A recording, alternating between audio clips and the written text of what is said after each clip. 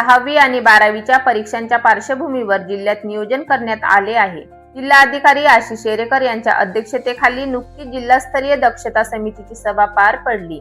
या सभेत या परीक्षा निकोप आणि पारदर्शक वातावरणात पार पाडण्यासाठी सूचना देण्यात आल्या आहेत। यात प्रामुख्याने 10वी आणि 12वीच्या परीक्षा कॉपीमुक्त करण्याचे निर्देश देण्यात आले। या बैठकीला मुख्य कार्यकारी अधिकारी संजिता महापात्र, माध्यमिक शिक्षण अधिकारी प्रिया देशमुख, प्राथमिक शिक्षण अधिकारी सतीश मुघल, योजना शिक्षण अधिकारी सुरेश वाघमारे आदी उपस्थित होते। 10वी आणि 12वीच्या परीक्षा ह्या दिनांक 10 फेब्रुवारी ते 18 मार्च 2026 या कालावधीत करण्यात आल्या आहेत। 10वीच्या परीक्षेला 38,531 विद्यार्थी 187 केंद्रावरून परीक्षा देणार आहेत। 12वीसाठी 35,934 विद्यार्थी 137 केंद्रावरून परीक्षा देतील। परीक्षेच्या कामकाजासाठी एकूण 22 केंद्र प्रस्थापित करण्यात आले आहे।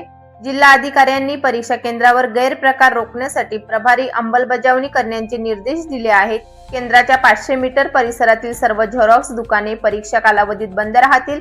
सर्व केंद्रावर हत्यारी पोलीस बंदोबस्त तैनात करण्यात येणार असून भरारी पथके नियुक्ती करण्यात आली आहेत। मंडळाने जाहीर केलेल्या उपद्रवी केंद्रावर विशेष प्रभावी यंत्रणा राबविली जाईल।